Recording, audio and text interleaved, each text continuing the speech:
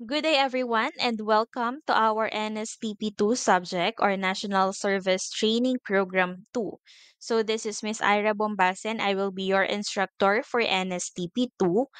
And apologies if we weren't able to meet in our face to face classes because I need to attend to my health condition. I need to prioritize this one before I can give you the best version of myself as a teacher. Okay. So in our previous face-to-face discussion, there are sections wherein I ask what are your answers in terms of the prior knowledge assessment, and there are also sections wherein I've asked it during our online class. Okay. So what are those questions? Ano ba yung NSTP? Ano ba yung CWTS? Ano ba yung ROTC? Ano ba yung mga natutunan nyo noong NSTP 1? Kasi itong subject natin ay NSTP 2 na, no? And then, what are the things you are expecting to learn in this subject NSTP 2? Okay, so we'll go over those questions or the answers for those questions in this lesson 1. So actually, this lesson 1 is Introduction to Civic Welfare Training Service or CWTS. But before we delve into this one, bigyan ko muna kayo ng overview or ng kasagutan doon sa mga tinanong ko sa inyo sa assessment. Okay, so let's start with this one. NSTP. So NSTP means National Service Training Program. So from the word service, no, we are giving our contribution to the nation, to our local area, to our city, to our town. Okay? So NSTP is a civic education and defense preparedness program for students. Okay? So when we say civic education, this means or this is related to the duties or activities of people in relation to their town, city, or local area. Okay? And defense preparedness program, so if ever magkaroon ng war, if ever magkaroon ng sakuna, if ever magkaroon ng mga ganitong kalamidad, pinag-aaralan din natin dito sa NSTP kung ano yung mga kinakailangang alam natin. Ano yung mga first actions na kailangan gawin natin in terms of these calamities or mga worst case scenarios na pwede nating maranasan. Okay, so this is instituted by the government of the Philippines on November 13, 2009 by virtue of Republic Act 9163, otherwise known as the National Service Training Program, NSTP Act of 2001. So medyo matagal na rin pala ang subject na ito na incorporated or isinama sa mga kailangan maipasa ng mga estudyante. Okay, so NSTP have three components. Okay, we have CWTS, we have LTS, and we have ROTC. Okay, let's focus first in this with the first component, CWTS. Dito muna tayo sa una. Okay, so pag sinabi nating CWTS or minsan yung iba ang tawag dito ay CWATS, no? This means Civic Welfare Training Service. Okay? May nagtanong sa inyo sa akin kung, Ma'am, pagwawalisin nyo rin po ba ako or kami this NSTP 2? Kasi ito po yung pinagawa sa amin ng NSTP 1. So, yung activity na iyon ay ipinapakita yung contribution ninyo sa society as a citizen. Okay? Paglilinis, makatulong na panatilihing malinis ang lugar kung saan man kayo pinagwalis or sa labas ng bahay ninyo, that's a big contribution already for the environment, especially for those people who are living in the certain area. Okay, maiiwasan ng sakit, fresh air ang malalanghap dahil mas malinis ang kapaligiran. Okay? So that's a very good activity in terms of this one. And mostly kung naitanong-tanong nyo sa ibang mga students from other schools, no, ganun din yung ginagawa kapag CWTS or kapag NSTP CWTS student ka. Okay? So this program component is designed to provide students with activities contributory to the general welfare and betterment of life of the members of the community, especially those developed to improve social welfare services. Okay? So I'll just give an example. Doon sa LSPU, ang ginagawa nila no, from other schools, ang mga CWTS or CWAT students doon ay nagwawalis sa labas ng school, loob at labas. So kung may mapapansin kayo tuwing Saturday madadaanan ninyo sa jeep kung may klase kayo ng Sabado, may mga nakaputi na nakapuyod 'no, mga nakaboknay, may mga dalang walis, siguro kayong nakakasabay din sa jeep. So sila yung mga estudyante ng CWTS. So mainly ang ginagawa nila is paglilinis, okay. At tatandaan niyo lang for CWTS, for the betterment of life. Okay? So next one, we have the LTS, the second component, which means Literacy Training Service. So kapag sa NSTP, meron din silang pagsaserbisyo in terms of literacy. What do we mean by that? This program component is designed to train students in teaching literacy and numeracy skills to school children and out of school youths. Okay? So bilang estudyante ka ng NSTP, posible na magturo ka rin sa ibang mga estudyante in terms of literacy. When we say literacy, yung pagbabasa, pagsusulat, 'di ba? Yan naman yung mga basic skills na kailangan alam ng mga tao para sa pang-araw-araw na buhay, sa pakikipag-communicate sa ibang tao, 'no? Kinakailangan talaga 'yan. As well as numeracy skills, 'no? Yung mga simpleng pagbili mo sa tindahan, simpleng addition, multiplication, subtraction, division, dapat alam din 'yan ng bawat individual. So, sa NSTP nagre-reach out through this literacy training service sa mga estudyante or sa mga tao na out of school youth. Ibig sabihin mang hindi nakatapos ng pag-aaral, siguro ay hindi na kayang sustentuhan ng mga magulang, hindi na sapat yung kinikita, kulang sa pinansyal or posible ring, may sakit, posibleng nabuntis ng maaga, nagkaroon ng pamilya ng maaga. So in LTS, nagre-reach out sa ganong sitwasyon ng mga individual, no, para makapagbigay serbisyo in terms of literacy and numeracy skills. Para ka nagtututor. Okay? So the hope is to continue learning on a peer-to-peer interaction. There are cases na ikaw mismo yung pumupunta sa barangay nila, dun sa mga secluded areas, yung hindi mabilis mapuntahan, 'no, and doon nagtu-tutor ka or tinutulungan mo sila magbasa, magsulat, magbilang, mag-add, mag-subtract. Okay, so that's LTS, the second component. So let's move forward with the third component, which is ROTC. This means Reserve Officers Training Corps. So this program component is designed to provide military education and training for students to mobilize them for national defense preparedness. This is also a glimpse for young people to see how military life is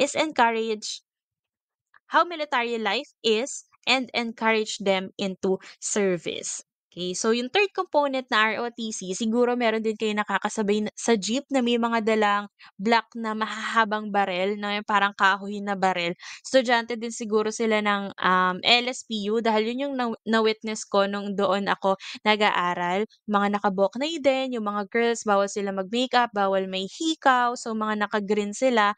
And yung sapatos nila kung hindi ako nagkakamali is yung boots, yung parang talagang pang-militar. So gano'n yung get-up nila. Okay, so sa ROTC ay pinapa-experience dito or itinuturo dito kung ano ba yung buhay ng mga pulis, ng mga militar, 'no, yung disiplina at yung pag-eensayo in terms of their physicality or physical health. Okay, what else?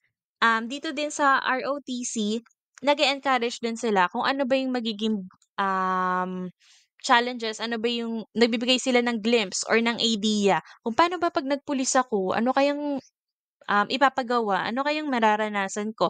What if mag-military ako, ano kaya yung mararanasan ko? So yun, nagbibigay sila ng idea somehow, nag-e-encourage din sila na pumasok dahil iilan nga lang naman or kung ikukumpara natin sa iba't ibang courses 'no, there are some who enrolled or who pursue this kind of field 'no, in terms of the military, pagpupulis, pagmimilitar, or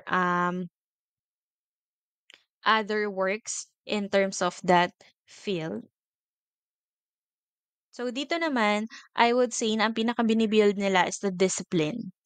Dahil kapag na-build mo yung discipline ng isang tao ay tuloy-tuloy na yan. In terms of physical, mind, spiritual, no, holistic development in terms of discipline. And ang focus nila dito is to provide education and training for national defense preparedness. So may nagtanong sa akin, "Ma'am, halimbawa po yung movie na Private Benjamin, magkaroon man ng war or magkaroon ng, pagtatalo in terms of other countries with the Philippines, ipapadala po ba kami? Kami po ba yung ipapasabak sa giyera?" No, may nagtanong sa akin na gano'n. From the word reserve officer, hindi naman kayo kaagad-agad ipapadala if ever nga na mangyari yun, which is siyempre hindi naman natin, idinadasal or, in terms of worst case scenario lang, na worst case situation. Kasi doon sa movie na Private Benjamin, ang ginawa is inisa-isa yung bahay tapos tinanong ko sino ba dito yung nakapag-aral ng in terms of military or kung wala sino yung puwedeng maging representative ng pamilya na sumabak, 'no? Kung wala ay sino yung lalaki na puwedeng maging representative, kung wala kung sino yung, basta merong isa, kung sino yung pinakamatapang, pinakamalakas, 'no? And in that movie parang may sakit yung tatay ni Vice Ganda kaya siya yung naging representative kasi siya lang naman yung lalaki pero bex siya, 'no?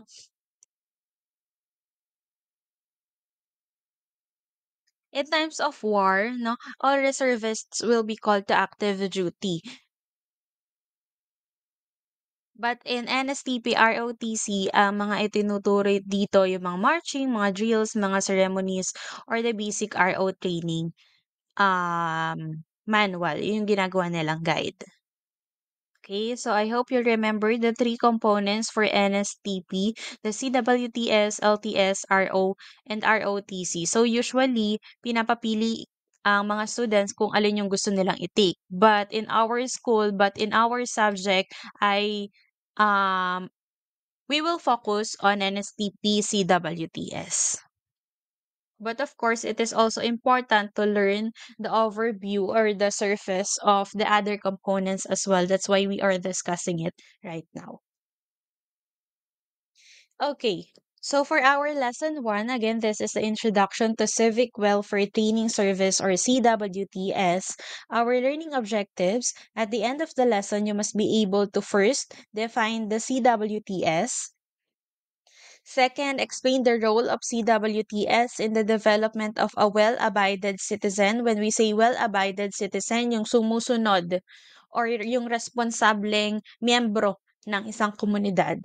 Okay? Number three, identify the values of an NSTP student, NSTP CWTS student, or what are the characteristics or personalities that NSTP CWTS student should possess. Dapat ba i-discipline ka? Dapat ba i-responsible ka? What else? Okay? Alright, so Civic Welfare Training Service or CWTS, this refers to activities contributory to the general welfare and betterment of life for the members of the community or the enhancement of its facilities, especially those devoted to improving health, education, environment, entrepreneurship, safety, recreation, and moral of the citizenry and other social welfare service. Okay, again in CWTS or CWAS, we are providing our service now for the or for the benefit of you as an individual, for the benefit of your community. Pag sinabi nating community, nandito yung mga tao, no? Tao and the land itself, no? Or the area itself. Okay? Enhancement of facilities 'no, if ever na hihingi ng barangay yung tulong, halimbawa pagpipintura or pagpo-provide ng better appearance ng isang building or ng mga public buildings, any location 'no, that could be the case, will focus on the environment. Dun yung tulong or serbisyo na maibibigay ninyo, pagtulong sa kapwa, ma-maintain ang malinis na environment. Maiwasan ang mga sakit na maidudulot sa maruming kapaligiran and things related to that. NSTP CWTS students are well trained to become an active member of the community to serve with moral values and being responsible. So if ever meron kayong other commitments in terms of church or other organizations or groups na kinabibilangan ninyo, in that simple way, you can already serve the country, yourself, and other people. So with the meaning provided, NSTP CWTS students can serve the community programs that aims to provide good service and essential benefits to the people within the community. Example of this are green programs like planting trees and plants that will serve as food sources of the people, different health programs to ensure health safety of the community, general welfare and improving facilities, entrepreneurship programs to help those people in starting their own businesses to have another source of income, ensure safety of each and everyone, and being respectful and responsible at all times. So I know that you are already a college student, wherein the meanings of being respectful and responsible is, you know, already been given to you ever since you were little. And I know that you understood what are the meanings of those words, no? Paano ba maging respectful, paano ba magbigay ng respeto sa sarili at sa ibang tao, paano ba maging responsable. Okay, so you can start it by being a student in terms of discipline, disiplina sa pagpasok, tamang oras, okay, disiplina sa pagsasubmit ng activities on time, respeto sa ibang tao, hindi kinukutya yung makikita mong iba, no? Nirerespeto ang mga LGBTQ plus community, ang mga people with disabilities, people in the spectrum, okay? Aside from helping or giving out our service in maintaining a good and healthy environment, pwede rin yung entrepreneurship programs. Halimbawa, magtuturo tayo kung paano nga ba makapag-provide ng negosyo sa sarili, yung mga out of school youth, or paano sila makapag-generate ng income kung hindi nila kaya magtrabaho, posibleng dahil may inaalaga ang bata, may inaalaga ang magulang na may sakit or kapatid na may sakit or sila mismo as individual ay merong pagsubok na dinadaanan or meron silang sakit, no? We can give out programs or ways in order for them to generate income. Halimbawa, sa pagtatahi ng mga basahan sa mga reta-retasong damit, no? Kung hindi na nila magagamit yung damit, pwedeng gupitin at pwedeng gawing basahan or punda ng unan wherein pwede nilang ibenta yon, no? Makakapag-generate sila ng income doon. So those kind of programs or entrepreneurship ways, we can also give service to other people, especially to those who really need it or yung mga tinatawag nating nasa laylayan. Another thing, yung simple na pagpo-provide natin ng safety sa mga taong nakapaligid sa atin, pagtulong in little ways, minimal ways, that's already CWTS or CWATS. Hindi lang siya yung pagwawalas ninyo. Okay? Pasok yon of course, in terms of, again, maintaining a good and healthy environment, no? Maiwasan ng mga pollution.